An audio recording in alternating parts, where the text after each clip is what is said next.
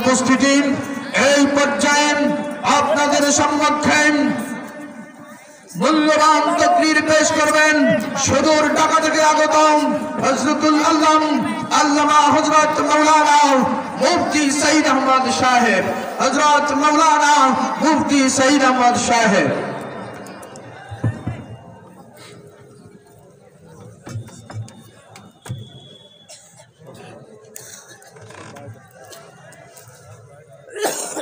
السلام عليكم ورحمة الله وبركاته.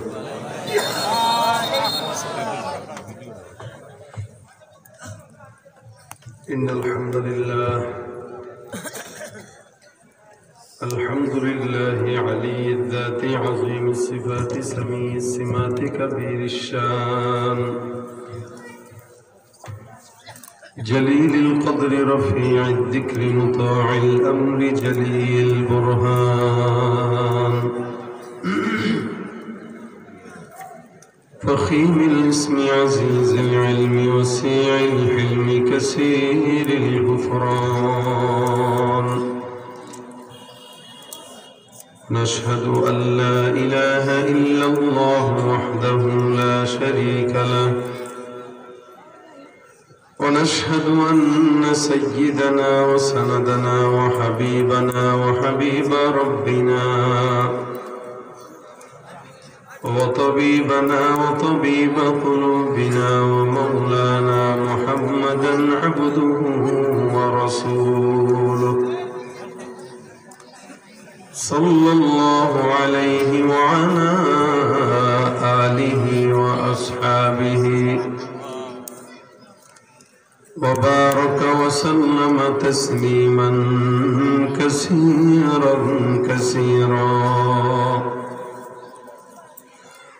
الذي أرسله الله تعالى بالحق بشيرا ونذيرا وداعيا إلى الله بإذنه وسراجا منيرا أما بعد فأعوذ بالله من الشيطان الرجيم بسم الله الرحمن الرحيم فقلت استغفروا ربكم إنه كان غفارا صدق الله مولانا العظيم صدق رسوله النبي الكريم وقال النبي صلى الله عليه وسلم من لزم الاستغفار جعل الله له من كل هم فرجا ومن كل ضيق مخرجا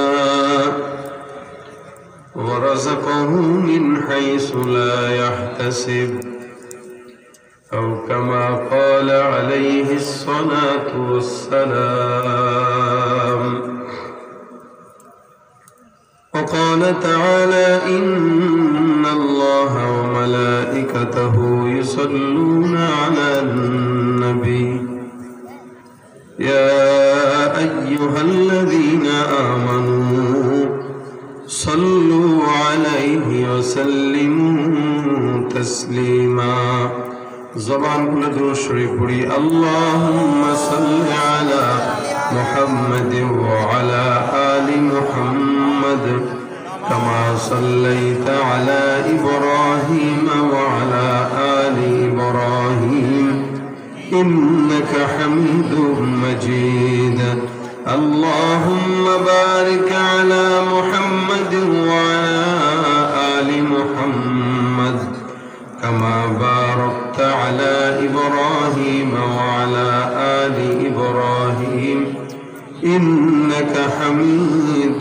مجيد زبان খুলে محبت ذكر করি لا إله إلا الله لا إله إلا الله لا إله إلا الله لا إله إلا الله لا إله إلا الله لا إله إلا الله لا إله إلا الله لا إله إلا الله لا إله إلا الله لا إله إلا الله محمد رسول الله صلى الله عليه وسلم الحمد لله উপলক্ষে ধরপাড়া যুব সমাজ এলাকাবাসীর উদ্যোগে আয়োজিত বার্ষিক ওয়াজ ও দোয়া মাহফিলের আজকের সম্মানিত দিনপুর ইসলাম ভাইয়েরা, আল্লাহ পাকের দরবারে লাখ কোটি শুকরিয়া যারা বেকিনি মিশন নামাজের পর আমাদেরকে এই দিনী মজমা ইমানি কিছু মুজাকারায় শামিল হওয়ার তৌফিক দিয়েছেন। সকলে বলি আলহামদুলিল্লাহ। আল্লাহ পাকের শুকরিয়া। আল্লাহ পাক যদি আমাদেরকে তৌফিক এনায়েত করেন, আমরা মুখতাসার সময়ে কিছু মুজাকারা করব। এই মুজাকারায় আমাদেরকে বরকত দান করুক। যা বলবো শুনবো, আমলের নিয়ত বলার এবং শোনার তৌফিক দান করুক। ভাইয়ের আমার একটু ফাঁকা জায়গাগুলো যেগুলো আছে এগুলো একটু সামনে আগে আগে, পিছনে যারা আসবে তার জন্য সহজ হয়। একটু ফাঁকা জায়গাগুলো পূরণ করে বসে, যে এই পাশে একটু ফাঁকা আছে, ওই পাশে একটু ফাঁকা আছে, একটু আগায় বসে, একটু আগায় যান। পিছন থেকে আসলে বারবার যেন বলা না লাগে।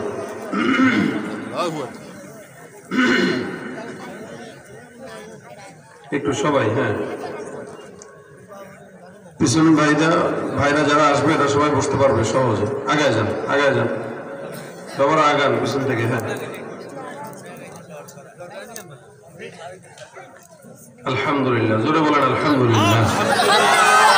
আল্লাহ পাক আজকের মজমাকে কবুল করুন, এই মজমাকে নাজাতের উসিলা বানায় দেন। ভাইরা আমার, আমরা যে সময়টা অতিবাহিত করছি, শাবান মাস শুরু হয়ে গেছে। বুজুর্গানে দিনরা বলেন রজব মাস হলো যে কোনো গাছের চারা লাগানোর মাস, শাবান হলো ওই গাছে পানি দেওয়ার মাস, আর রমজান হচ্ছে গাছ থেকে ফল ছিঁড়ে খাওয়ার মাস। গাছটা কিসের? ইমানের, আমলের। শাবান শুরু হয়ে গেছে, আমরা আল্লাহ পাকের কাছে দোয়া করি আল্লাহ পাক যেন আমাদেরকে রমজান পর্যন্ত হায়াত দান করেন এবং রমজানের সমস্ত রোজাগুলো রাখার তৌফিক দান করেন। তাকওয়া আমাদেরকে হাত ছানি দিয়ে রাখতেছে। এই রমজান সামনে আসতেছে, দিন যত যাচ্ছে তত আমরা নেকের দিকে আগাচ্ছি। শাবান মাস আসলে আম্মা জান আয়েশা রাদিয়াল্লাহু তাআলা আনহা বলেন, নবী করিম সাল্লাল্লাহু আলাইহি ওয়াসাল্লামকে কোনো মাসে এত রোজা রাখতে দেখতাম না যতটা রোজা উনি শাবান মাসে রাখতেন। মানে রমজানের পরে, রমজানের মাসের পরে, রমজানকে বাদ দিয়ে বাকি 11 মাসে সবচেয়ে বেশি রোজা উনি শাবান মাসে রাখতেন। আর রমজান তো পরিপূর্ণ হইতই। এটা কেন? যেন এখন থেকেই মোটামুটি একটা অভ্যাস পরিণত হয় যে রমজান আসতেছে, একটা ভাব যেন আমার ভিতরে আসে, একটা টেনশন যেন আমার ভিতরে আসে। এই কারণে আমরাও চেষ্টা করবো ইনশাআল্লাহ, যদি আমাদের সামর্থ্যে কুলায়, শক্তিতে কুলায়, আমরা তো দুর্বল, আমরাও চেষ্টা করবো শাবান মাসে অন্তত 2-4টা হইলেও রোজা রাখার। তাহলে রসুলের সাথে সুন্নতটা মিলে যাবে, রসুলের আমলের সাথে আমার আমলটাও মিলে যাবে। রমজানের প্রস্তুতি এখন থেকে নেওয়া। আমাদের দেশের মুসলমানেরা রমজান আসার আগে একটা ভাবসাব এরকম থাকে যে সারা রমজান রোজা রাখবে, কিন্তু রমজান আসার পরে প্রথম 5-7টা রাখার পরে এত ক্লান্ত হয়, ধর সামনের বছর আসলে রাখবো, এই বছর এগুলাই থাক। এরকম যেন কোনো নিয়ত না হয়। আমরা আল্লাহ পাকের কাছে চাই আল্লাহ পাক সারা রমজান আমাদেরকে পরিপূর্ণ রোজা রাখার তৌফিক দান করুন। রমজান হাতছানি দিয়ে রাখতেছে, এই কারণে বেশি বেশি আল্লাহর কাছে দোয়া করুন আল্লাহ পাক যেন রমজান পর্যন্ত আমাদেরকে নেক হায়াতের সাথে আমলের নিয়তে রমজান অতিবাহিত করার তৌফিক দান করেন। আমিন। সারা বছরের যেই জমা গুনাহ ছিল, এই গুনাহগুলো ঝরে যাওয়ার মূল সময় রমজান। আল্লাহ পাকের কাছে তাওবা করে মাফ চাওয়ার মূল সময় রমজান। আমি আপনাদের সামনে একটা আয়াতে কারিমা তেলাওয়াত করেছি আল্লাহ পাকের কোরআন থেকে। এটার অনুকূলে দু চারটা কথা মুযাকারা। যদি প্রশ্ন করি, বলেন তো এখানে এমন কে আছেন যে ব্যক্তি হাত উঠাবেন যে আমি আমার এই জীবনে কোনো গুনাহ করি নাই বড় হওয়ার পর থেকে নিয়ে? আছেন কেউ? একজনও নাই। সারা বাংলাদেশে আছে কি? হ্যাঁ, গোটা বাংলাদেশে এরকম কেউ কি আছে যে ব্যক্তি বলবে যে আমি আমার জীবনে কোনো গুনাহ করি নাই? কথা বলে না। আছে কেউ? কেউ কেউ মনে হয় বলতেছেন যে আছে। আছে কেউ? আছে, একজন আছে। বাংলাদেশে একজন আছে যে কোনোদিন গুনাহ করে নাই, তার নাম আব্দুল লতিফ সিদ্দিকী। বুঝছেন না আপনারা? আব্দুল লতিফ সিদ্দিকী একজন বুজুর্গ আছে বাংলাদেশে। সে নিজে একটা মাহফিলে যায় বলতেছে যে আমি আল্লাহর কাছে কোনোদিন ক্ষমা টমা চাই না। কেন চাই না? আমি আমার এই জীবনে কোনো গুনাহ করি নাই, এই কারণে আল্লাহর কাছে মাফি চাই না। আসতে বলতেছে যে লোকে এই কথা বলে যে আমার জীবনে কোনো গুনাহ নাই, শয়তানও তোরা দেখলে ডরায়। কথা বলবেন না? আল্লাহও থাকতে বাংলাদেশে আমার আর কোনো কাজ নাই। ওই এক শয়তান থাকলে এনাফ, যে শয়তান এই কথা বলে যে আমার কোনো গুনাহ নাই। কত বড় ইবলিস, কত বড় ইবলিসের বাপ হয়ে গেছে সে। সে বলে আল্লাহ আমারে, আল্লাহর কাছে আমি ক্ষমা চাই না, মাফ চাই না, আস্তাগফিরুল্লাহ কই না, আল্লাহ আমার তো গুনাহই নাই, কেন করবো?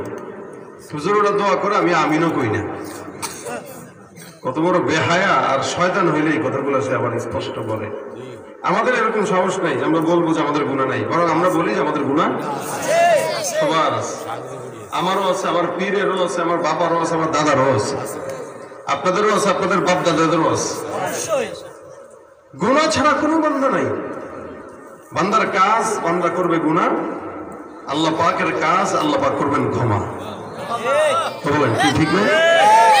ক্ষমা করবেন কে? গুনাহ তো আমরা করবই। আমাদের কাজ, আমরা যদি গুনাহ না করতাম অন্য কোনো জাতিকে আল্লাহ পাঠাইতো যে তুই গুনাহ করবি আবার মাফ চাবি। গুনাহ এটা স্বাভাবিক। গুনাহ করাটা অন্যায় না, গুনাহ করাটা দোষের না। দোষ কি? জমে থাকা। মাশাআল্লাহ। গুনাহের উপরে কি করা দোষের? গুনাহের উপর অটল থাকা, এটা দোষের। গুনাহ করা দোষের না। এই জমিনে শুধু নবীরা মাসুম। আদম থেকে মুহাম্মদ পর্যন্ত, রাসূল সাল্লাল্লাহু আলাইহি ওয়াসাল্লাম পর্যন্ত সব নবীদের কোনো গুনাহ নেই, কোনো ভুল নেই। যারা নবীদের ভুল ধরে তারাও ভুল পথে আছে। নবীদের ভুল ধরাটাও কি? এই জন্য নবীদের কোনো ভুল ধরা যাবে না, এটা মাসুম। এখন আপনি বলবেন কেন আদম নবী যে বলবেন নাকি আল্লাহ আমি আমার টেনশনে আছি? ভাই এগুলো পরের হিসাব, ওটা আল্লাহ আর নবীর হিসাব, আপনার আমার হিসাব না। ওটা আল্লাহ পাক রাসূল করিম সাল্লাল্লাহু আলাইহি ওয়াসাল্লামের মর্যাদা বুঝাইতে যায় বলছেন যে সব নবী তাদের টেনশন করবে আর মুহাম্মদুর রাসূলুল্লাহ তোমাদের টেনশন করবে। সুবহানাল্লাহ। কিন্তু নবীরা মাসুম। নবীদের পরে সাহাবা আজমাইন যারা, আল্লাহ পাক তাদের উপর সন্তুষ্ট হয়ে তাদেরকে মাফ করে দিয়েছেন। সুবহানাল্লাহ। সাহাবা ইকরামদের গুনাহ থাকলেও আল্লাহ পাক কি করে দিয়েছেন? মাফ করে দিয়েছেন। ওরা জান্নাতি। এই জন্য আল্লাহ বলেন রাদিয়াল্লাহু আনহুম ওয়া রাদু আন, তারাও সন্তুষ্ট, আমি আল্লাহ তাদের উপর সন্তুষ্ট। সুবহানাল্লাহ। সাহাবা আজমাইন আল্লাহর উপরে সন্তুষ্ট, আল্লাহ সাহাবা আজমাইনদের উপরে সন্তুষ্ট। সাহাবা আজমাইনদের পরে তাবেঈদের জামানা, নবী বলেন তাদেরকে আল্লাহ পাক রব্বুল আলামিন মাফ করে দিবেন। সুবহানাল্লাহ। সুবহানাল্লাহ। তিন জামানার মানুষ সবচাইতে উত্তম। وخير أمتي قرني ثم الذين يلونهم ثم الذين يلونهم। নবী বলেন এই তিন জামানার বান্দারা আল্লাহর কাছে দামি, আমার কাছে দামি।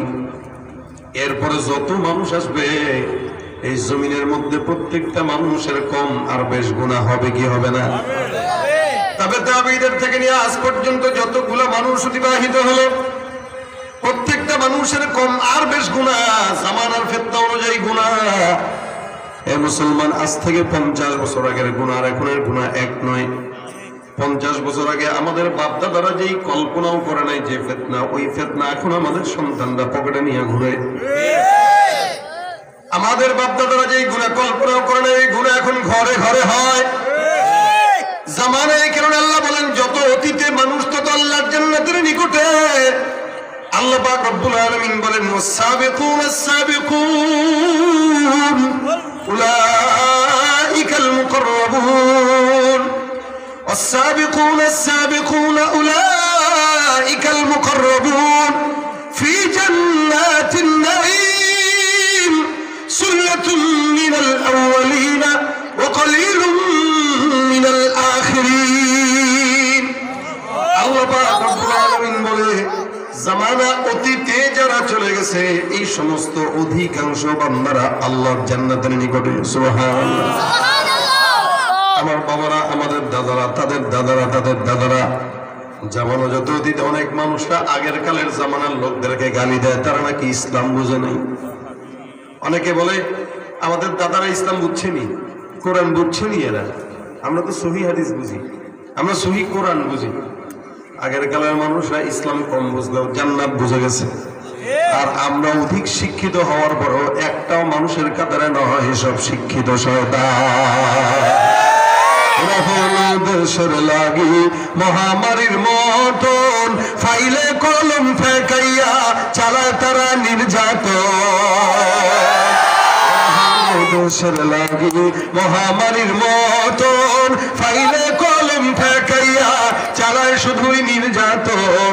ঘুষের টাকায় ওদের ভুড়ি, ঘুষের টাকায় ওদের ভুড়ি করে যে টান টান। ওরা শিক্ষিত শয়তান, ওরা শিক্ষিত শয়তান, ওরা শিক্ষিত শয়তান, ওরা শিক্ষিত শয়তান। ঠিক না?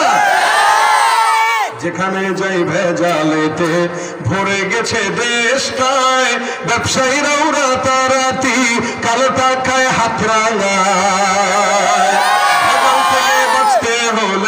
ভেজাল থেকে বাঁচতে হলে খোলা রাখো কান। ওরা শিক্ষিত শয়তান, ওরা শিক্ষিত শয়তান, ওরা শিক্ষিত শয়তান, ওরা শিক্ষিত শয়তান। ঠিক কিনা? এগুলো মানুষের কাতারে করে না, যেগুলো বর্তমান সময়ে বেশি শিক্ষা নিয়ে গর্ব করে। অনেক শিক্ষা অর্জন করতেছে, এমন কোন ডিগ্রি নাই যেটা তার নাই, কিন্তু ওর তাহারার দিকে তাকাইলে, আদতের দিকে তাকাইলে, অভ্যাসের দিকে তাকাইলে মানুষ নাকি জানোয়ার, কোনো বোঝার উপায় নাই। শিক্ষা আছে কিন্তু আল্লাহ কয় এগুলো শিক্ষা থাকলেও মানুষ না, এগুলো হায়াওয়ান জানোয়ারের চাইতেও খারাপ। আমাদের আকাবিররা, আমাদের বাপদাদারা, আমাদের মুরব্বীরা যদি অতীতে চলে গেছে ইসলাম কম বুঝলেও তারা আল্লাহর নবীকে বুঝছে, যার কারণে জান্নাতে গেছে। এই জন্য আল্লাহ বলেন যারা অতীতে চলে যায় তারা ভালো। والسابقون السابقون أولئك المقربون। যারা সাবিকিন হয়ে যায় এই সমস্ত বান্দারা আল্লাহর নিকটে, জান্নাতের নিকটে। খুব বুঝবেন, যে ব্যক্তি নবীর যত কাছে সে আল্লাহর জান্নাতের তত কাছে। রাসূল বিদায় হয়ে গেছেন ১,৫০০ বছর, প্রায় ১৪৫০ বছর। যেই ব্যক্তিটা আজ থেকে ৫০০ বছর আগে জন্মগ্রহণ করলো, আমাদের চাইতে ৫০০ বছর হইলেও রাসূলের নিকটে। ঠিক না? যে ব্যক্তিটা ১০০০ বছর আগে জন্মগ্রহণ করেছে সে আমাদের চাইতে ১০০০ বছর বেশি আমার নবীর নিকটে। শুধু তাই নয়, যে ব্যক্তিটা গতকাল জন্মগ্রহণ করলো, আগামীকালকের জন্মগ্রহণ করা সন্তানটার চাইতে গতকালকের জন্মগ্রহণ করা সন্তান একদিন হলো পয়গম্বরের নিকটে। একদিন হইল, ২ দিন হইল, ১০ দিন হইল। যেই ব্যক্তিটা যত বেশি নবীর নিকটে ওই ব্যক্তি তত বেশি আল্লাহর জান্নাতের নিকটে। যেই ব্যক্তিটা যত বেশি নবীর থেকে দূরে ওই ব্যক্তি তত জান্নাত থেকে দূরে। এ মুসলমান নবীর উম্মত, যদিও আমাদের এলাকার ভিতরে আমরা অনেক নিজেদেরকে বড় বুজুর্গ মনে করি, কিন্তু গোপন ভাবে কেউ যদি চোখ বন্ধ করে চিন্তা করে দেখবেন প্রত্যেকের গুনাহের বোঝা এক একজনের পাহাড়ের চাইতেও বেশি। আজ থেকে ৫০ বছর আগের জামানার ফিতনা এখনকার ফিতনা এক নয়। আমাদের দাদারা, আমাদের বাবারা আমাদের চেয়ে ১০০০ কোটি গুণে ভালো ছিল। ফিতনার কারণে আমাদের হালত খারাপ। এক সময় মানুষ গুনাহ করলেও গুনাহ 30 বছর 40 বছর পরে গুনাহ করার চিন্তা করতে, আর এখন তো 5 বছর 7 বছরের বাচ্চারাও নিরাপদ না, এমন হালত হয়ে গেছে। এক সময় যখন আমরা গ্রামগঞ্জে দেখতে যেতাম, রাত্রিবেলা দিনের বেলা যে কোনো সময় মেয়ে মানুষটা বের হইলে কেউ কোনোদিন ধর্ষণ হয়ে শিকার হয়ে পড়ে থাকতো না। আর এখন 5 বছরের শিশু সন্তানটাও পর্যন্ত ধর্ষণের শিকার হয়। কই যাবেন, কোন এলাকা বলেন? এক সময় আমরা আমাদের মা খালাদেরকে দেখতাম, ঘরের থেকে যখন বের হইতো পর্দা এমন ভাবে করতো, কোন পরপুরুষ যখন রাস্তা দিয়ে হাঁটতো, ওই মা খালারা যদি ঘর থেকে বের হতো, যত বয়স হোক না কেন, 50 বছর 60 বছর 70 বছর হোক না কেন, যত বয়স্ক হোক না কেন, কোন পরপুরুষকে দেখার সঙ্গে সঙ্গে কোন গাছের আড়ালে ঘুমটার এই পর্যন্ত দিয়া লুকায় যাইতো, কোন বিল্ডিং এর আড়ালে লুকাইতো, কোন গাছের আড়ালে লুকাইতো, যেন পরপুরুষ তার ছায়াও না দেখে। এমনকি নিজের পরনের কাপড়টা পর্যন্ত উঠানো রাখতো না, এগুলা ঘরের ভিতরে রাখতো। পরপুরুষ যদি কাপড়টাও দেখে পর্দার বরখলাফ হয়ে যাবে, এরকম ভাবে পর্দা করত। আর বর্তমান নারীদেরকে পর্দার কথা বললে তাদের মাথা ব্যথা হয়, আর রাস্তা দিয়া বের হইলে পরপুরুষ দেখলে ঘন্টা দেব তো দূরের কথা, ওর না বুকের মধ্যে থাকলেও একবার সেটারে সরায় দিয়া দ্বিতীয়বার দেখা দেয়। ভাইরা আমার, এই হলো বর্তমানের হালত। পরপুরুষ সামনাসামনি আসতেছে, কোনো টেনশনের কারণ নাই। পর্দার কথা বললে ফতোয়াবাজ বলে গালি দেয়। এই জন্য আল্লাহ নবী ডাক দেয়া কয়, শেষ জামানায় হালতটা এমন হয়ে যাবে, একটা মানুষ আগুনের অঙ্গার হাতের মধ্যে রাখা যতটা কঠিন হবে, ইমানদারের কলবের মধ্যে ইমানটা রাখা তার চাইতেও বেশি কঠিন। সকালবেলা থাকবে ইমানদার, বিকেলবেলা থাকবে কাফের, বিকেলবেলা থাকবে ইমানদার, সকালবেলা থাকবে কাফের। হে মুসলমান, ফিতনা এমন জায়গা থেকে চতুর্দিক থেকে আসতেছে। আল্লাহ পাক রব্বুল আলামিন বলেন, সুম্মা লাআতিয়ান্নাহুম মিন বাইনি আইদিহিম ওয়া মিন খালফিহিম ওয়া আন আইমানিহিম ওয়া আন শামাইলিহিম ওয়া লা তাজিদু আকসারাহুম শাকিরিন। শয়তান চতুর্দিক থেকে এখন আপনাকে আমাকে ঘেরাও করে রেখেছেন, যার কারণে 24টা ঘন্টা শয়তানের ওয়াসওয়াসায় আমাদের সময় অতিবাহিত হয়। আমার আল্লাহ পাক রব্বুল আলামিন বললেন, টেনশনের কারণ নাই। জামানা যত সামনে আগাবে তত ফিতনা বাড়বে, তবে আমি আল্লাহ পাক রব্বুল আলামিন তোমাদেরকে ছেড়ে যাব না। নবী করিম সাল্লাল্লাহু আলাইহি সাল্লামের যখন জান কবজ করার জন্য আল্লাহ পাক রব্বুল আলামিন ফেরেশতাদেরকে পাঠান, যাও যাও আমার পয়গম্বরের কাছ থেকে অনুমতি নাও, নবী কি থাকতে চায় নাকি আমি আল্লাহর কাছে আসতে চাই? নবী আমার ডাক দিয়া কয়, আমি আমার মাওলার কাছে যাব, আমার টেনশন নাই, তবে আমার আল্লাহর কাছ থেকে আমার কাছে একটা ওয়াদা নিয়ে এসো। আমার ইন্তেকালের পর আমার উম্মতদের কি অবস্থা হবে এটা আমি নবী জানা দরকার। আমার আল্লাহ পাক রব্বুল আলামিন বলেন, লা তুরকু উম্মাতাকা ফারদা ইয়া রাসূলুল্লাহ, আপনার কোনো টেনশনের কারণ নাই। আমি আল্লাহ পাক রব্বুল আলামিন ওয়াদা করলাম, আপনি ইন্তেকালের পর আপনার উম্মতকে আমি আল্লাহ একা ছাড়বো না। কিয়ামত পর্যন্ত জান্নাতে আপনার সঙ্গে মিলিত হওয়ার আগ পর্যন্ত এই সকল উম্মতদেরকে, যত উম্মত আসবে সব উম্মতদের দায়িত্ব আমি আল্লাহ নিজের হাতে নিয়ে নিলাম। সমস্ত উম্মতদেরকে আল্লাহর নবীর সঙ্গে জান্নাতে নেওয়া পর্যন্ত আল্লাহ পাক হেফাজতের দায়িত্ব আল্লাহ পাকের কাছে নিয়ে নিলেন। বান্দা যতই গুনাহগার হোক না কেন, আমার আল্লাহ ডাক দেয়া কর, টেনশন নেই। তোমরা প্রত্যেকটা বান্দা 2টা কাজ করবা। 1 নম্বর, ওয়া আনিস্তাগফিরু রাব্বাকুম। 2 নম্বর, সুম্মা তুবু ইলাইহি। 1 নম্বরে বান্দা ইস্তিগফার করবা তোমরা তোমাদের রবের দরবারে।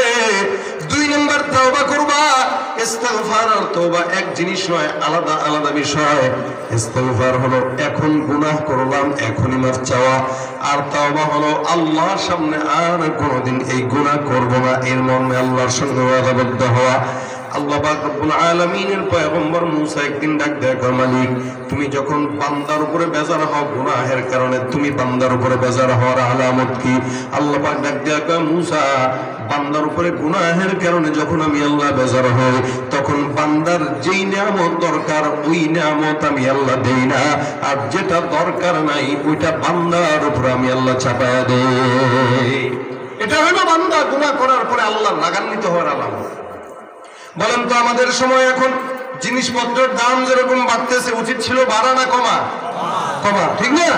উচিত ছিল কমা, বাড়তেছে। এদিক দিয়ে ইনকাম দরকার ছিল বাড়া, কিন্তু বেতন বাড়তেছে না। যখন যেটা দরকার তখন সে শীত, কিন্তু এখন দরকার কিন্তু শীত নাই। গরম শুরু হয়ে গেছে প্রায়, এই যে অলরেডি আমারও গরম লাগতেছে। তাহলে যখন যেটা দেওয়া দরকার তখন আল্লাহ সেটা দেয় না, যখন দরকার নাই তখন সেটা চাপা দেয়। তার মানে বান্দা যখন গুনাহ করে, গুনাহের কারণে আল্লাহ বেজার হওয়ার আলামত হলো যেটা দরকার ওটা দেয় না, যেটা দরকার না ওটা চাপায় দেয়। আর বান্দা গুনাহ করার পর আল্লাহ রাগান্বিত হইলে আল্লাহর ক্রোধ তাকে নিভায় দেওয়ার আলামত কি? বলে বান্দা যত বেশি ইস্তিগফার করে আমার আল্লাহর রাগ বান্দার থেকে কমে যায়। বান্দার উপর থেকে আল্লাহর রাগ উঠে যায় যদি বান্দা ইস্তিগফার করে। এই জায়গার ভিতরে আমার যেমন গুনাহ, আপনাদের তেমন গুনাহ, এমন কোন বান্দা নাই যে বান্দার গুনাহ নাই। মুসা পয়গম্বরের জামানার ঘটনা, আল্লাহর নবী মুসার কাছে আসলো কয়েকজন বান্দা, ডাক দিয়া কয় পয়গম্বর মুসা, আমাদের এলাকায় দুর্ভিক্ষ চলতেছে, আসমান থেকে বৃষ্টি হয় না, আপনি আমাদেরকে আল্লাহ পাক রব্বুল আলামিনের কাছে আমাদের জন্য একটু সুপারিশ করে বলেন, মাওলা যেন আমাদের এলাকায় আসমান থেকে বৃষ্টি দেয়। আমার আল্লাহ পাক রব্বুল আলামিন বলেন, কোন বান্দা যদি দিল থেকে আস্তাগফিরুল্লাহ বলে, ওই বান্দার জন্য আসমান থেকে আমি আল্লাহ উপকারী বৃষ্টির ফয়সালা করে দেই। সুবহানাল্লাহ। মুসা পয়গম্বরকে উম্মতকে ডাক দেয়া কয়, মুসা আল্লাহর কাছে ডাক দেয়া বলেন, আল্লাহ আমাদের জন্য যেন আল্লাহ পাক রব্বুল আলামিন আসমান থেকে বৃষ্টির বন্দোবস্ত করে দেয়। আল্লাহর নবী মুসা পয়গম্বর কয়, যাও যাও, সমস্ত উম্মতরা মিলে অমুক দিন অমুক জায়গায় আসবা, আল্লাহর দরবারে তোমাদের সবাইকে নিয়ে মাফ চাওয়া আর ইস্তিগফার করব। আল্লাহ পাক রব্বুল আলামিন ইস্তিগফারের বদৌলতে, মাফ চাওয়ার বদৌলতে আসমান থেকে বৃষ্টির ফয়সালা করে দিবেন।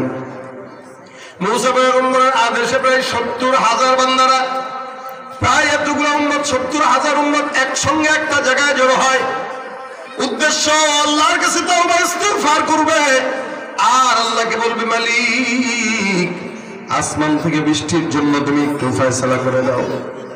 মুসা পয়গম্বর সমস্ত উম্মতদেরকে নিয়ে আল্লাহর দরবারে ডাক দেয়া, আল্লাহ এতগুলা উম্মত সহ আমি পয়গম্বর মুসা হাত তুললাম, দয়া করে আসমান থেকে মাওলা তুমি বৃষ্টির বন্দোবস্ত করে দাও। হঠাৎ করে আমার আল্লাহ পাক রব্বুল আলামিন মুসা পয়গম্বরকে আওয়াজ দিয়ে শোনায় দেয়, হে মুসা, তোমার এই জায়গার ভিতরে যতগুলো মানুষ আছে, এই মানুষদের মধ্যে একজন বান্দা আছে, যে বান্দাটা 40 বছর লাগাতার আমাকে কোনোদিন আল্লাহ বলে ডাকে না। এই গুনাহগারের জন্য আমি আল্লাহ আসমান থেকে বৃষ্টি বন্ধ করে দিলাম। এ মুসলমান খুব বুঝবেন, পূর্ববর্তী জামানার উম্মতরা যখন গুনাহ করতো, আমার আল্লাহ ওই বান্দার কপালের মধ্যে লিখে দিত, দরজায় লিখে দিত, আলামত প্রকাশ পেয়ে যেত। আল্লাহ পাক আপনাকে আমাকে কতটা মায়া করছেন, দয়া করছেন, যার কারণে 24 ঘন্টা গুনাহ করার পর কোনোদিন গুনাহকে প্রকাশ করে দেয় না। আমার মাওলা যদি চাইতো গুনাহ প্রকাশ করে দিতে পারতেন কিনা? গুনাহগার হইছেন, কপালে যদি লিখে দিত আল্লাহ এটা চোর, এটা দুর্নীতিবাজ, এটা ঘুষখোর, এটা সুদখোর, পারতেন না? শুধু তাই না, বরং আল্লাহ পাক রব্বুল আলামিন যেই বান্দা যত বেশি নাফরমানি করে তার নিয়ামতকে আল্লাহ পাক তত বেশি বাড়ায় দেয়। অথচ দুনিয়ার কোন মানুষ যখন চাকরি করে 30 দিনের মধ্যে 10 দিন যদি অফিস কামায় দেয়, 10 দিনের বেতন কাটা। বাপের চাকরি করলেও বাবা বেতন কেটে দেয়। আমার মাওলা পাক আপনাকে আমাকে চাকরি করার জন্য পাঠাইছেন, মা খালাকতুল জিন্না ওয়াল ইনসা ইল্লা লিয়াবুদুন। গোটা জমিনের বান্দাকে, ইনসানকে আমি আল্লাহ পাক একমাত্র আমার গোলামের জন্য পাঠাইলাম। এই যে আল্লাহ পাকের গোলামি কি চাকরি কি বলে? নামাজ, রোজা, হজ, যাকাত, এগুলো আল্লাহ পাকের চাকরি। মুসলমান দাবি করে নামাজ পড়ে না, রোজা রাখে না, দাড়ি রাখে না, মুসলমান দাবি করে সুদ খায়, ঘুষ খায়। আল্লাহ পাক যে চাকরিগুলো দিছে এগুলো ঠিক মতো আদায় করে না। মাওলা যদি চাইতেন সকালবেলা ফজরের নামাজ না পড়লে নাস্তা খাইতে পারবে না, পারতেন কিনা? আল্লাহ যদি চাইতেন রিজিক বন্ধ করতে পারতেন কিনা? সকালবেলা নামাজ যে না পড়বে গিলতে পারবে না, দরজা লেগে যাবে। দুপুরবেলা ফজর জোহরের নামাজ যে না পড়বে গিলতে পারবে না, দরজা লেগে যাবে। আসরের নামাজ যে না পড়বে চা নাস্তা খাইতে পারবে না, দরজা লেগে যাবে। মাগরিবের নামাজ যে না পড়বে রাতের খাবার গিলতে পারবে না, দরজা লেগে যাবে। এশারের নামাজ যে না পড়বে সারা রাত চোখ দুইটা একসঙ্গে হবে না, ঘুমাইতে পারবে না। মাওলা যদি চাইতো প্রত্যেকটা নিয়ামত আল্লাহ পাক বন্ধ করতে পারতো, কিন্তু আমার আল্লাহ যে বান্দা যত বড় নাফরমান ওই বান্দার তত নিয়ামত বাড়ায় দেয়। এটা আল্লাহ পাক দয়া করে বান্দাকে দেখে যে দেখি বান্দা কতদিন নিয়ামত পাওয়ার পরে শুকরিয়া না করে থাকে। কিন্তু মনে রাখবেন আল্লাহ ডাক দিয়া বলেন মা কানা রাব্বুকা নাসিয়া, হে বান্দা তোমার রব ভুলে না, ছাড় দেয় লেকিন ছেড়ে দেয় না। নাফরমানি করতে করতে যখন বান্দার ঘাড় বেশি মোটা হয়, আমার আল্লাহ পাক ল্যাংটা পোলা বান্দারকে পিছনে লাগাই দিয়া বিদেশে পালায় যাইতে বাধ্য করে দেয়। হে মুসলমান, এই কারণে বেশি বাড়ার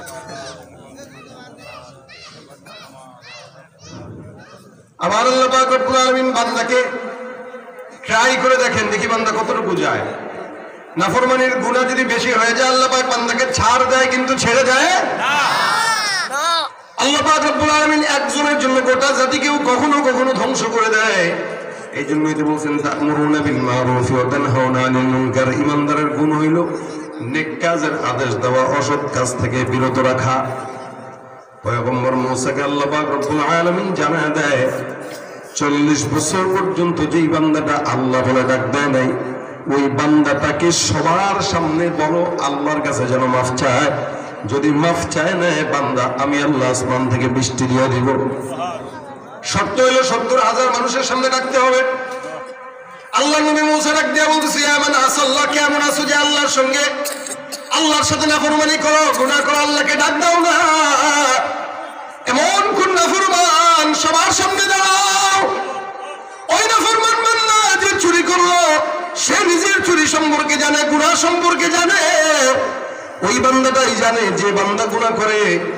70,000 মানুষের সামনে যখন এলান হয়ে গেল গুনাহগার বান্দা দাঁড়ায় যাও, আল্লাহর দরবারে মাফ চায় না। আল্লাহর বান্দা তো এখন আর দাঁড়ায় না, কারণ এতগুলা মানুষের সামনে দাঁড়াইলে ইজ্জত তো আর থাকবে না। এতগুলা মানুষ যদি জানে যে আমি এত নাফরমানদের 40 বছর আমার মাওলারে ডাক দেই না, আহারে আল্লাহ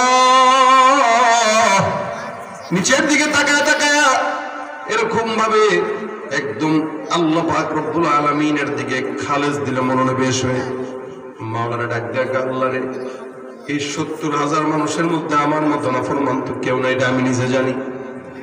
40 বছরের কথা তুমি বলছো, 40 বছর আমি তোমাকে কোনোদিন আল্লাহ বলে ডাকি নাই, কিন্তু আমি একজন মূসা নবীর উম্মত। নাফরমানির কারণে আমি কোনোদিন তোমাকে ডাকতে পারি নাই, গুনাহের মধ্যে মগ্ন ছিলাম। এই জমিনের ভিতরে বৃষ্টি হয় না, এটা আমার কারণ। আমি নিজেও জানি না, এখন তো জানলাম। তুমি তো বলছো সবার সামনে মাফ চাওয়া লাগবে। আয় আল্লাহ, আমার গুনাহ যদি সবার সামনে আমি তওবার জন্য হাতটা উঁচা করে আর দাঁড়ায় যাই, সবাই আমাকে ধিক্কার দেওয়া শুরু করবে। মালিক রে, যে মালিক তুমি 40 বছর পর্যন্ত গুনাহটাকে গোপন রাখছো, আয় আল্লাহ তুমি যদি আজকেও গুনাহটাকে গোপন রাখো, তোমার কেউ বাধা দিবে না। এতগুলো বছর পর্যন্ত তুমি আমাকে সহ্য করে আসছো আল্লাহ, আজকে আমি তোমার কাছে একটা বারের জন্য সুযোগ চাই, বলতেছি মালিক দয়া করে তুমি আমার মতো গুনাহগারকে সকলের সামনে বেইজ্জতি করে না, তোমার কোনো ফায়দা নাই। আল্লাহ তুমি আমাকে আজকের দিনের জন্য ক্ষমা করে দাও। এই বান্দাটা খালেজ দিলে আল্লাহ পাক রব্বুল আলামিনের কাছে তওবা করে। আর বান্দা আল্লাহর কাছে মনোনিবেশ হয়ে বলে, আল্লাহ আমার গুনাহের কথা তুমি ছাড়া কেউ জানে না, তোমার মাঝে আমার মাঝে কথা কথোপকথন হচ্ছে এটা কেউ জানে না। মালিক 1000 কোটি গুনাহ করলাম, আমার নেকির কথা কেউ জানে না, গুনার কথাও কেউ জানে না। তোমাকে বলতেছি আল্লাহ, আমার যেই গোপন গুলো আছে এগুলো তুমি গোপন রেখে আজকের মতো করে তুমি আমারে মাফ করে দাও। জিন্দেগিতে আর কোনোদিন তোমার সঙ্গে নাফরমানি হবে না। তবুও এই 70,000 মানুষের সামনে আমার বেইজ্জতি করো না। বান্দাটা আল্লাহর দরবারে দিল থেকে খালেস নিয়তে তাওবা করে, ইস্তেগফার করে আর চোখের পানি ফেলে দেয়। আমার আল্লাহ ডাক দিয়া কয়, জিবরাইল যাও, আমার বান্দাটার তাওবার চোখের পানিটা জমিনে পড়ার আগে আসমান থেকে বৃষ্টি বর্ষণ করে দাও। মুসা পয়গম্বর আসমানের দিকে তাকায় দেখে মেঘমালা কালো হয়ে জমাট হয়ে গেছে। এই জমাট হয়ে বেঁধে গেছে, মেঘমালা আসতেছে। মুসা পয়গম্বর এদিক সেদিক তাকায়, কোন বান্দা কুটলো মাফ চাইলো, এমন কোন বান্দাকে দেখলাম না যেই বান্দা মাফ চাইলো কিন্তু দাঁড়াইলো না। কিন্তু আসমান কালো হয়ে গেছে, মেঘমালা জমা হয়ে গেছে, বৃষ্টি আসবে আসবে ভাব। আল্লাহ নবী মুসা ডাক দেয়া বলে, মালিক কোন বান্দা তো দাঁড়াইলো না, মাফও চাইলো না, তবে তুমি আসমান থেকে বৃষ্টির জন্য মেঘমালা জমা করে দিলা। আল্লাহ কেন তুমি বললা মাফ চাওয়ার জন্য, কেন আবার মাফ চাওয়া ছাড়াই তুমি আসমান থেকে বৃষ্টি দিতেছ? আমার আল্লাহ পাক ডাক দেয়া কয়, মুসা জমিনের যেই বান্দাটার জন্য এতদিন পর্যন্ত আমি আল্লাহ বৃষ্টি দেই নাই, এখন এই মুহূর্তে আমি আল্লাহ ওই বান্দাটার নিয়তের বরকতে আসমান থেকে বৃষ্টির ফয়সালা করে দিলাম। বান্দেগানে খাসে আল্লাহ দর জাহা জানে জওয়াসি সুলকুলুব জমি সরসব এ পীরাহন শনিদি চরাদর চাহে কে নানস নদীদি। বিপদ থেকে উদ্ধার করেন কে? জবানটা খুলে আল্লাহ। তুমি পারো করতে মোচন অভাব দুঃখী লোকের, তুমি পরম মুক্তিদাতা মালিকে জগতের, তুমি পারো করতে মোচন অভাব দুঃখী লোকের, তুমি পরম মুক্তিদাতা মালিকে জগতের।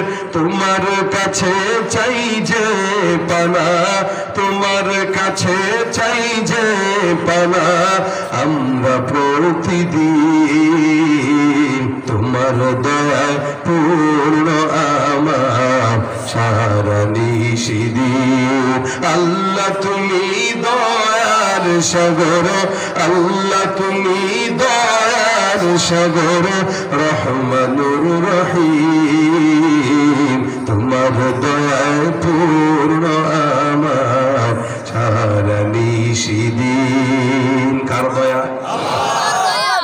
বলেন তো, মা বাবা সন্তানের প্রতি যতটুকু মহব্বত তার চাইতে আল্লাহর মহব্বত বেশি না কম?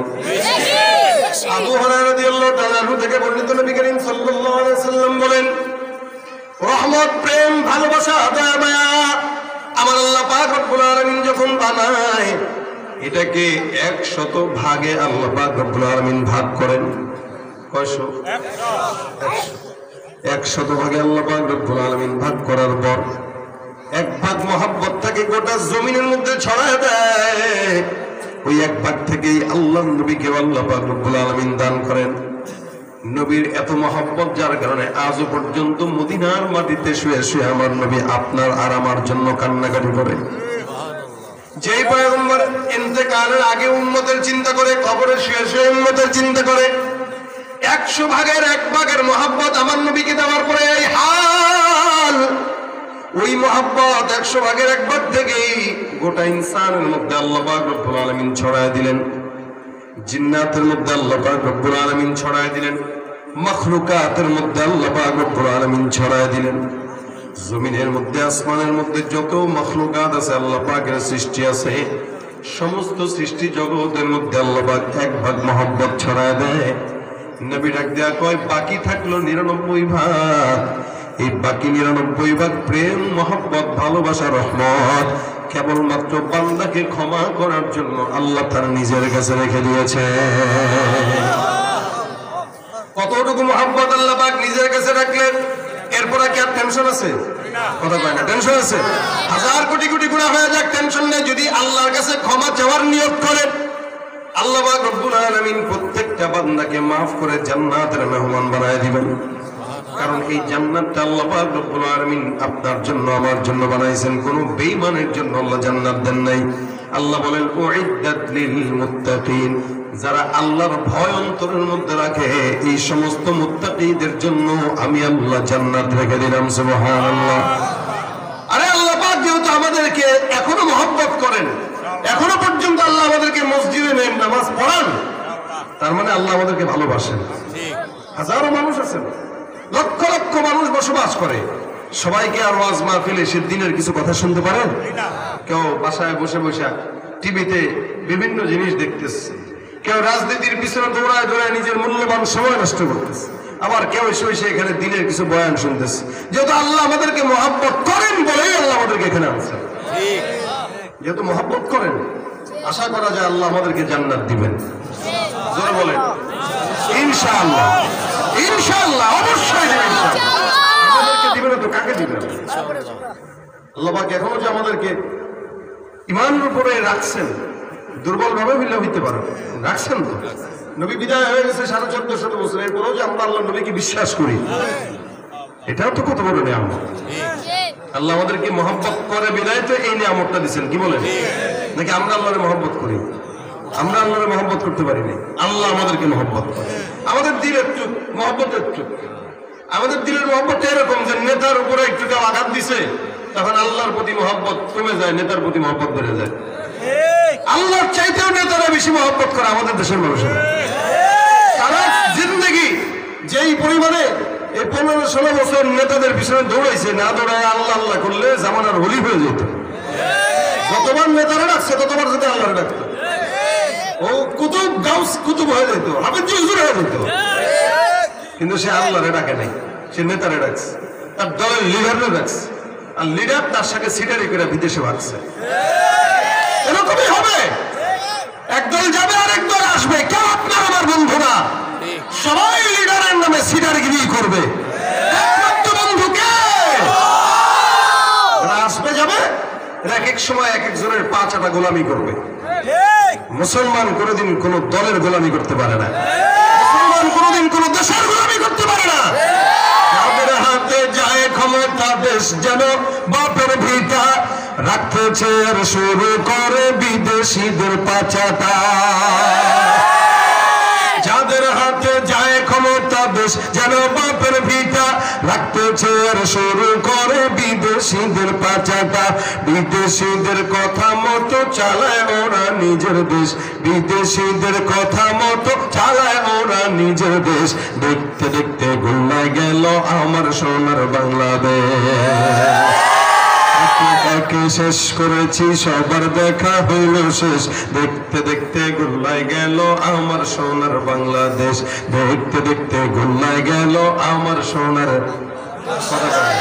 দেখতে দেখতে গুল্লায় গেল আমার সোনার, দেখতে দেখতে গুল্লায় গেল আমার সোনার। কেউ দিল না সবাই নিল, আমরা যে কলুর বলব, সারা বছর নেয় না খবর, নির্বাচনে খুব দরদ। কেউ দিল না সবাই নিল, আমরা যে কলুর বলব, সারা বছর নেয় না খবর, নির্বাচনে খুব দরদ। নির্বাচনের আগে নেতা ধরে কত রকম বেশ, নির্বাচনের আগে নেতা ধরে কত রকম বেশ। দেখতে দেখতে গুল্লায় গেল আমার সোনার, দেখতে দেখতে গুল্লায় গেল আমার সোনার বাংলাদেশ। ঠিক কিনা? মুসলমানের দেশটা মোদের আছে খাতা কলমে, দোষের দোষী যে বাজারে শাস্তি পায় যে আলেমে। মুসলমানের দেশটা মোদের আছে খাতা কলমে, দোষের দোষী যে বাজারে শাস্তি পায় যে আলেমে। ওরা ইসলাম বেচে ক্ষমতাটা পাকা পোক্ত করে বেশ, ইসলাম বেচে ক্ষমতাটা পাকা পোক্ত করে বেশ। দেখতে দেখতে গুল্লায় গেল, দেখতে দেখতে গুল্লায় গেল আমার সোনার বাংলাদেশ। একে একে শেষ করেছি সবার দেখা হইল শেষ, দেখতে দেখতে গুল্লায় গেল আমার সোনার বাংলাদেশ। ঠিক না? তাহলে কোন নেতার পিছনে না ছুটে আল্লাহ পাকের পিছনে ছুটলে ফায়দা কম না বেশি? সারা জিন্দেগি একজনের গোলামি করলেন, সে যদি আপনার জান্নাতের সার্টিফিকেট দিতে না পারে, তার পিছনে দৌড়ায় লাভ থাকে? লাভ নাই ভাইয়ের আমার। এই কারণে আল্লাহ পাক রব্বুল আলামিন কয়, বান্দা তোর জন্য মহব্বত রাখছি 100 ভাগের কয় ভাগ? 99 ভাগ। এই 99 ভাগ মহব্বত আমি আল্লাহ তোর জন্য রাখলাম। হাজার কোটি কোটি গুনাহ করার পর একটা বার জন্য জবান দিয়ে কেউ বলে আস্তাগফিরুল্লাহ, আল্লাহ পাক বলেন ওয়া আস্তাগফিরু রাব্বাকুম সুম্মা তুবু ইলাইহি। গুনাহ হয়ে গেছে, কাজ দুইটা করো। 1 নাম্বার ইস্তিগফার করবা, আস্তাগফিরুল্লাহ। 2 নাম্বার তাওবা। ইস্তিগফার আর তাওবা এই কোন দুটোটা যদি কোনো বান্দা করে, আল্লাহ পাক রব্বুল আলামিন বলেন ইউমাত্তিউকুম মাতান হাসানা ইলা আজালিম মুসাম্মা। বান্দার যত রকম কল্যাণ দরকার সব কল্যাণ আমি আল্লাহ বান্দার হায়াতের মধ্যে দিয়ে দিব। বান্দার ব্যবসায় বরকত হয় না, ব্যবসায় বরকত দিব। সুস্থতা, সারা বছর অসুস্থতা লেগে থাকে, সুস্থতার নিয়ামত দিব। অভাবগ্রস্ত আছে, অভাব দূর করে দিব। নেককার সন্তান নাই, নেককার সন্তানের ব্যবস্থা করে দিব। নেককার বিবি নাই, নেককার বিবির ব্যবস্থা করে দিব। ফসলে বরকত হয় না, ফসলে বরকত দান করে দিব। অর্থাৎ বান্দা একজন বাঁচার জন্য যত নিয়ামত দরকার প্রত্যেকটা নিয়ামত আল্লাহ পাক বান্দাকে দান করবেন। কতদিন পর্যন্ত? ইলা আজালিম মুসাম্মা, মৃত্যু পর্যন্ত আমার আল্লাহ দিবেন। সুবহানাল্লাহ। কাজ কয়টা? একটা ইস্তেগফার, দ্বিতীয় ভাইরা আমার ইস্তেগফার আমল যদি কেউ করে, হাবিবে কিবরিয়া মুহাম্মদুর রাসূলুল্লাহ সাল্লাল্লাহু আলাইহি ওয়াসাল্লাম বলেন আল্লাহ পাক ওই বান্দার সমস্ত দোয়াগুলো কবুল করে নেয়। অর্থাৎ মুস্তাজাবুদ দাওয়া আল্লাহ পাক ওই বান্দাকে বানায় দেন। সুবহানাল্লাহ। মুস্তাজাবুদ দাওয়া মানে যেই দোয়াই করবেন সেই দোয়াই আল্লাহ পাক কবুল করে নেবেন। কোন বান্দা যদি ইস্তেগফার আমল করে আমার আল্লাহ ওই বান্দাকে মুস্তাজাবুদ দাওয়া বানায় দিবে। ইমাম আহমদ ইবনে হাম্বল রাহমাতুল্লাহ আলাইহি উনার ঘটনা, উনি একবার কোন একটা সফরে যায়, রাতের বেলা অন্ধকার, সফর চলতেছে, কোন বাড়িতে মুসাফির খানা পায় না যে কোনো জায়গায় থাকবে। ঘুরতে ঘুরতে হাঁটতে হাঁটতে শীতের রাত, তাকায় দেখে কোনো একটা বাজারের মধ্যে একটা দোকান খোলা, রুটির দোকান। যেমন নাকি চাটখিল বাজারে, 10 গড়িয়া বাজারে রাত্রেবেলা দোকান খোলা থাকে, চায়ের দোকান ড্রাইভারদের জন্য। এমন একটা বাজারে একটা রুটির দোকান খোলা। ইমাম আহমদ ইবনে হাম্বল রাহমাতুল্লাহ আলাইহি দোকানদারকে ডাক দেখে, যুবক রে, আমি একজন মুসাফির, রাত্রিবেলা তোমার দোকানে থাকার জন্য আমাকে অনুমতি দিবা কিনা? আমি একটু রাতটা থেকে সকালবেলা ফজরের পরে চলে যাব। আগের কালের মানুষের শিক্ষা কম থাকলেও তাদের ভিতরে মনুষ্যত্ব ছিল 100%। আর এখন বেশি শিক্ষা থাকার কারণে সব শিক্ষিত শয়তান। এখন যদি কেউ রাত্রিবেলা কয় বাইরে আমার একটু থাকতে দিবেন, আমি মুসাফির, দিবেন নি কেউ? আমি নিজেই তো দিব না। মুসাফির হয়ে বেশি আসবে, এসে গলার ছুরি ঠেকে সব নিয়ে ভাগবে। এই তো হালত। আর এখন তো আরো বাড়তেছে। কি বলেন? প্রত্যেক দিন গাড়িতে যাওয়ার সময়, মানে কয়েকদিন পর পরই চোখের সামনে এই চিন্তাই রাহাজানি এগুলো দেখি। পাশে থামায় হাতে অস্ত্র দিয়া করবে, কিছুই করার নাই। কি বলবো? নিজে নেবে নিজে মরবো। হালতটা এখন এরকম হয়ে গেছে। এই জন্য মানুষ আর সাহস করে না। ইমাম আহমদ ইবনে হাম্বল ডাক কয়, আমি একজন মুসাফির, রাত্রিবেলা আমাকে থাকার ব্যবস্থা করে দাও। যুবক বলে, হুজুর থাকেন ফজর পর্যন্ত কেন? আগামীকাল যদি থাকতে চান আমার মেহমান হয়ে থাকবেন। মেহমানকে আল্লাহর তরফ থেকে একটা নিয়ামত। যাই ঘরে মেহমান যায় ওই ঘরে আল্লাহ কোনদিন বরকত নষ্ট করে না। আমরা তো এখন মেহমানদের জুলুম বানায় ফেলছি। কারণ মেহমান চিন্তা করে কারো বাসায় যাবো, আরে 5-7 আইটেমের ফল না নিলে আবার কিসের মেহমান? এর ফল কিনতে যায় মোটামুটি 5,000 টাকা নাই। আর যেই ঘরে গেছে এই ঘরে চিন্তা করে 5,000 টাকার ফল আনলো, মোটামুটি যদি 5-10 পদের আইটেমের তরকারি রান্না করি তাহলে হে আমার কেউ, আমি ফকির। এবার যান, জামাইরে কয়, যান 5,000 টাকা ধার আনেন, গোস্ত আনবেন, 2 কেজি মুরগি আনবেন, মাছ আনবেন, ভর্তা আইটেম যা 10টা, মুরগি, গরু, ডাল, সবজি যা আছে এতগুলা খানা দেয়, খায় কিন্তু একটু। এখন যার কাছে গেছে সে যদি চিন্তা করে, আরে প্রত্যেক মাসে যদি এরকম খালি কয়েকদিন পর মেহমান আসে তাহলে তো আমার বাঁচা লাগবে না, ভিক্ষা করা লাগবে। এই সামাজিকতা রক্ষার নামে আল্লাহ নবীর একটা সুন্নতকে কষ্টের মধ্যে কঠিন করে বানাচ্ছে আমাদের দেশের মানুষেরা। যাওয়ার সময় এত করে নিয়ে যেতে হবে না, আনলে কয় ফকিরের ঘরের ফকির, খালি একটা বিস্কুটের প্যাকেট নিয়ে আসছে।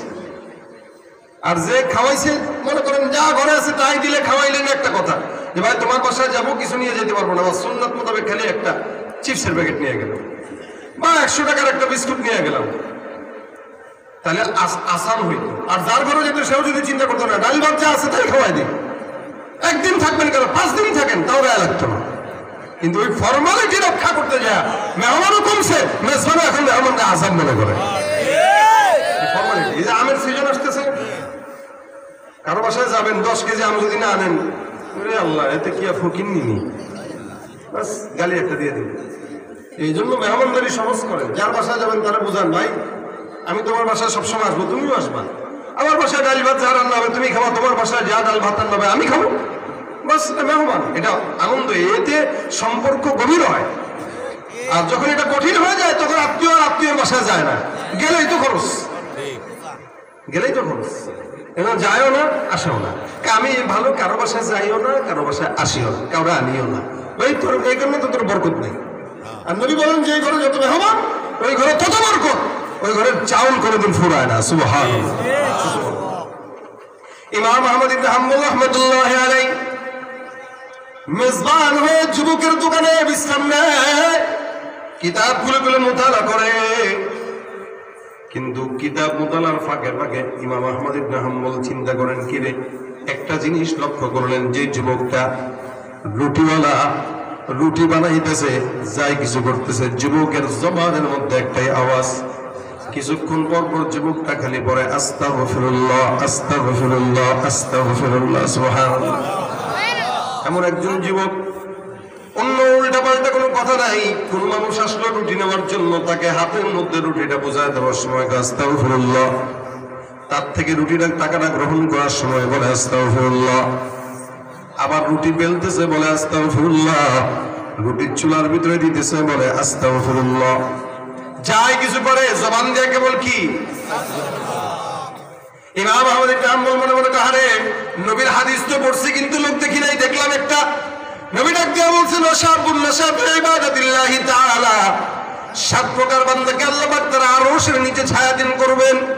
এর ভিতরে এক প্রকার ওই বান্দা যে যুবক তার যৌবন বয়সটাকে আল্লাহর ইবাদতের সময় লাগায়। সুবহানাল্লাহ।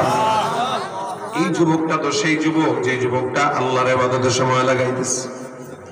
এই যুবকটা এমন একটা যুবক যে যুবকটা ইস্তিগফারের আমল, আমি যতক্ষণ বসলাম একটা বারের জন্য ইস্তিগফারের আমলটা জবান থেকে ছাড়তে দেখি নাই। ইমাম আহমদ ইবনে হাম্বল ডাক দিয়া কয়, যুবক বলো তো এই আমলটা করার পিছনে তোমার কি কারণ আছে? 24টা ঘন্টা কেবল আস্তাগফিরুল্লাহ আস্তাগফিরুল্লাহ আস্তাগফিরুল্লাহ বারবার জবান দিয়ে একটাই আমল তোমাকে করতে দেখলাম, কি কারণ? যুবক ডাক দিয়া বলতেছে, হুজুর আমি ইস্তিগফারের আমলের বরকতে আল্লাহ পাক রব্বুল আলামিন আমাকে এমন বড় নিয়ামত দিয়েছেন, এই ইস্তিগফারের আমলের বরকতে আমার আল্লাহ, আমি যেই দোয়াই করি ওই দোয়াই আমার আল্লাহ কবুল করে নেয়।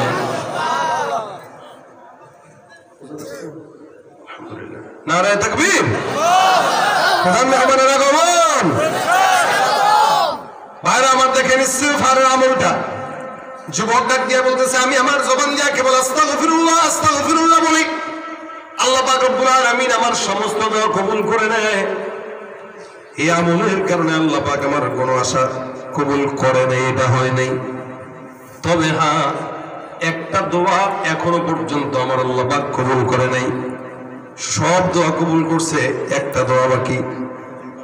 যুবক ডাক দিয়া বলতেছে, একটা দোয়া বাকি, তার মানে আমি এখনো মুস্তাজাবুদ দাওয়া হইতে পারি নাই। এই দোয়াটা যদি কবুল হয়, আমার বিশ্বাস আল্লাহ পাক আমার মুস্তাজাবুদ দাওয়া বানায় দিবেন। এই কারণে আমি জবান দিয়ে বারবার পড়ে আস্তাগফিরুল্লাহ। যুবক ইমাম আহমদ ইবনে হাম্বল ডাক দিয়া কয়, যুবক এমন কোন দোয়া যে সব দোয়া কবুল হয়, এই দোয়াটা কবুল হয় না, মানে বলবানি? যুবক ডাক দিয়া বলে, আমি আমার জিন্দেগিতে আল্লাহর কাছে অনেকদিন যাবত দোয়া করি, আল্লাহ আমাকে এই জামানার ইমাম আহমদ ইবনে হাম্বলকে একটা নজরের জন্য আমাকে সরাসরি দেখা দিয়ে দিবেন। আমার এই সমস্ত দোয়া কবুল করলেন, এই দোয়াটা কবুল হয় নাই, যার কারণে আমি এখনো পর্যন্ত 24 ঘন্টা জবান দিয়ে কেবল পড়ি আস্তাগফিরুল্লাহ। এই আমলটা আমি আমার জবানের মধ্যে জারি রাখলাম। ইমাম আহমদ ইবনে হাম্বল ডানে বায়ে না তাকায় দাঁড়া যায়, যুবকটাকে জড়ায় ধরে কপালে চুমা খাওয়া বলে, যুবক তুই যে কত বড় আল্লাহওয়ালা, কত বড় মুস্তাজাবুদ দাওয়া, তোমার তো আল্লাহ পাক রব্বুল আলামিন কবুল করার জন্য আল্লাহ পাক রব্বুল আলামিন তোমাকে জায়গায় জায়গায় ঘোরায় নাই। আমার মতো একজন সাধারণ ইমাম আহমদ ইবনে হাম্বলকে তোমার সঙ্গে সাক্ষাতের জন্য এই গভীর রাতে তোমার দোকানে আল্লাহ পাক আমাদের নিজে নিয়ে আসছে। আমি ইমাম আহমদ ইবনে হাম্বল, দেখো আমি তোমার সামনে আসছি, আমি আসি নাই, আমার মাওলা কান্দরা তোমার দরজায় নিয়ে আসছে। এ মুসলমান, এই কারণে ইস্তেগফার আমলটা এমন দামি আমল যে আমলটা বান্দা যত বেশি করে আল্লাহ পাক বান্দারে এটার কল্যাণ দান করে। আমার আল্লাহ পাক রব্বুল আলামিন বলে, বান্দা যদি ইস্তেগফার করো, দেখো কয়টা জিনিস দেয়। এই কথাটা শেষ করতেছি। আল্লাহ পাক রব্বুল আলামিন বলেন, ফাকুল তুস্তাগফিরু রাব্বাকুম ইন্নাহু কানা গফফারা। এক নম্বরে কোন বান্দা যদি ইস্তেগফারের আমল করে, আমার আল্লাহ পাক রব্বুল আলামিন বলেন, যত গুনাহ থাকুক না কেন, ওই বান্দার ইস্তেগফারের বরকতে সব গুনাহগুলো আমি আল্লাহ মাফ করে দিব। সুবহানাল্লাহ। এক নম্বরে যত প্রকার গুনাহ আছে সব গুনাহ আল্লাহ কি করবেন? মাফ করে দিবেন। এক নম্বরে সমস্ত গুনাহ মাফ হবে। নবী বলেন, কেউ যদি জবান দিয়া পড়ে আস্তাগফিরুল্লাহ, সমুদ্রের ফেনা পরিমাণ গুনাহ থাকলেও আমার আল্লাহ মাফ করে দেয়। এক নম্বরে ইন্নাহু কানা গফফারা, সব গুনাহ আল্লাহ পাক মাফ করে দেয়। দুই নম্বর, ইউরসিলিস সামাআ আলাইকুম মিদরারা। ওই যে ঘটনা শুনাইলাম, কোন বান্দা আসমান থেকে যদি বৃষ্টি না পায়, ওই বান্দা যদি বেশি বেশি ইস্তেগফারের আমল করে, আমার আল্লাহ বান্দার জন্য আসমান থেকে উপকারী বৃষ্টি দান করে দিবে। বৃষ্টি না আসলে কি করবো? কথা কয় না, যারা বলেন না আস্তাগফিরুল্লাহ। গুনাহ হইলে কি করবো? তিন নম্বরে আল্লাহ বলেন, ওয়ায়ুমদিদুকুম বিআমওয়াল। সম্পদে বরকত নাই, দোকান আছে বাজারে, দোকানে বেচা কিনা নাই, অভাবগ্রস্ত, টাকা পয়সা বউরে নাই, বউরে শাড়ি কিনে দিতে পারেন না, খাওয়াইতে পারেন না, কোনো টেনশনের কারণ নাই। আল্লাহ পাক রব্বুল আলামিন বলেন, বান্দা ইস্তেগফার করো, আমি আল্লাহ বান্দাকে অবশ্যই সম্পদের বন্দোবস্ত করে দিব। দুর্নীতি করে, জনগণের টাকা চুরি করা, রিলিফের মাল চুরি করা, কম্বল চুরি করে টাকা কামানো যায়, কিন্তু সম্পদ ঠিকে না। ক্ষমতা যতদিন থাকে, বাড়ি ঘর থাকে, ক্ষমতা নাই, বাড়িতেও আগুন, গাড়িতেও আগুন। লাইনে টাকা কামাইলে আল্লাহ পাক এটার বরকত দেয়, বেলাইনে কামাইলে বরকত হয় না। লাইন হলো আস্তাগফিরুল্লাহ, আস্তাগফিরুল্লাহ, আস্তাগফিরুল্লাহ। 14 পুরুষ সম্পদ খেতে পারবে, আর জনগণের টাকা চুরি করবেন, রিলিফের মাল চুরি করবেন, আপনার ফলা হইব সবচেয়ে বড় দুর্নীতিবাজ, বউ হইব পরকীয়াবাজ, আপনি নিজে হবেন সলম্পট এই সমাজের ভিতরে। এই কারণে এই সমস্ত জিনিস না কইরা ইস্তেগফার করবেন, যত নেয়ামত দরকার দিবেন কে? ওয়ায়ুমদিদুকুম বিআমওয়ালিন ওয়া বানিন। সম্পদ দিবেন আল্লাহ। সন্তান যদি না হয়, কেউ যদি ইস্তেগফার আমল করে, সন্তান দিবেন কে? আল্লাহ। বেশি বেশি ইস্তেগফার করো, আমি আল্লাহ বান্দাকে সন্তানের ব্যবস্থা করে দিব। আমাদের দেশে কিছু আহাম্মকের দরবার আছে, সন্তান না হলে সোজা খাজার দরবারে দৌড় দেয়, যায়, আছে না নাই? আব্বাকে ফু দেন, বউরে নিয়ে আব্বা ফু দেন, আব্বা আমার বউরে কই ফুদি পড়ে, গাদার করে গাদা ফু দেওয়ার জায়গা আছে নি? বউ একজনকে ফু দিয়ে আল্লাহ পাক সন্তান দিয়েছেন। ঈসা ইবনে মারিয়াম, ঈসা ইবনে মারিয়ামকে আল্লাহ পাক ফু দিয়া বাচ্চা দিয়ে দিয়েছেন। জিবরাইলকে যাও ফু দাও, যে জিবরাইল আমি এখান থেকে একটু ই করে ফু দিয়া, আপনি প্রেগনেন্ট, কয় কি বিয়ে শাদী করি নাই, বিয়া লাগবে না, আল্লাহ দিয়ে দিচ্ছে। আর আপনার বাপের কিরকম কারামতি আছে নি? বাবা আবার অনেক জায়গায় গেলে কয়, ঠিক আছে বউরে এতেকাফে রেখে যাও, 3 দিনের এতেকাফ, চিল্লা। আপনি যদি ঘরের বউটারে বাবার দরবারে এতেকাফে 3 দিনে রেখে আসেন, আর সন্তান যদি হয়, বুঝবেন এটা আপনার না, আপনার বাপের। গিরিয়ার মাজার পূজা চলছে দেশটা জুড়িয়া, শিরকি আর ভণ্ডামিতে দেশটা গেছে ভরিয়া। গিরিয়ার মাজার পূজা চলছে দেশটা জুড়িয়া, শিরকি আর ভণ্ডামিতে দেশটা গেছে ভরিয়া। গাজার কলকিটান মারিয়া, গাজার কলকিটান মারিয়া, দেখা খাজার শান ওরা,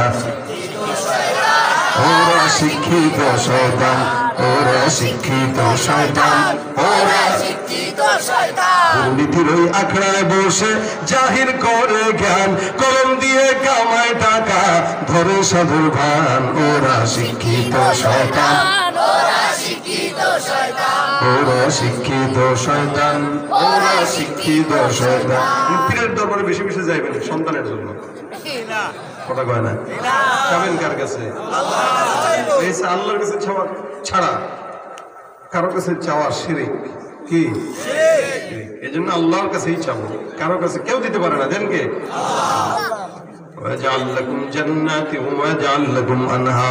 ফসলে বরকত হয় না, নদী নালায় পানি নাই, খাল বিলে পানি নাই, যা দরকার আল্লাহ তুমি খালি ইস্তেগফার করো, সব আমি আল্লাহ দান করবো।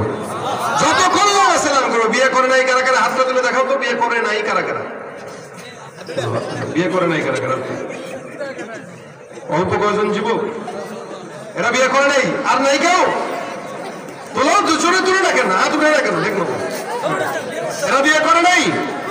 হ্যাঁ, বেশি বেশি ইস্তেগফার করলে আল্লাহ বউ দিয়ে দিবে ইনশাআল্লাহ,